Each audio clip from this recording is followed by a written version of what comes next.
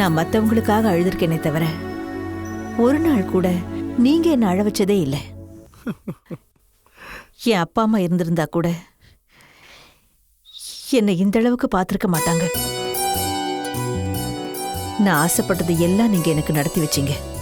சிவகாமி, இத்தனை நாளா நானும் அப்படித்தான் நினைச்சிட்டு இருந்தேன்.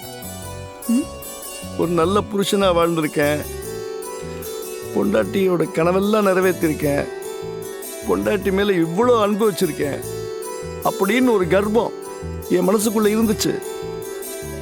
ஆனா இன்னைக்கு ஒருத்தரை சந்திச்சேன்.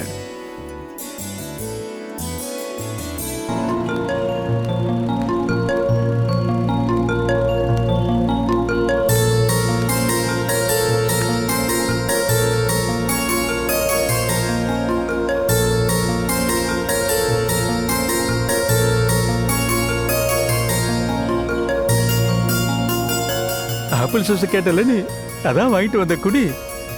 யாரு ஏன் வாங்கி கொடுத்தா? அங்க ஒரு ஐயா வாங்கி கொடுத்தாரு.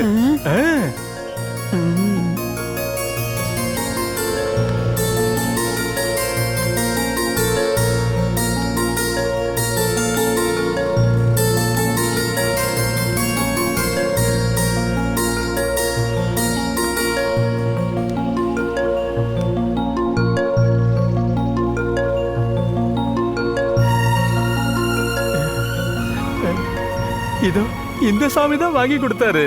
இந்த சாமி நல்லா இருக்கணும்.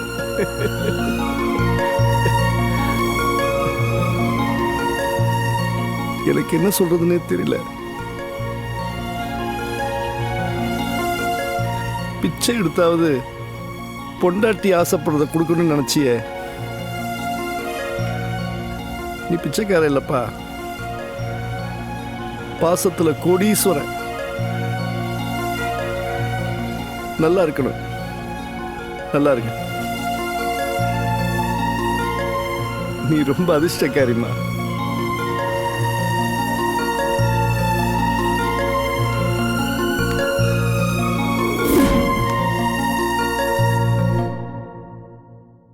அந்த மனுஷன் அவன் பொண்டாட்டி மேல எவ்வளோ அன்பு வச்சிருக்கான் தெரியுமா? அவனுக்கு முன்னாடி நான் பிச்சைக்காரன் ஆயிட்டேன்.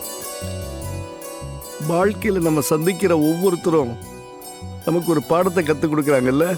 யாரா இருந்தாலும் எல்லாருக்கும் ஒரு மனசு இருக்குன்னு எல்லாரையும் மதிக்கிறீங்களே, இதுதாங்க உங்களோட மனசு.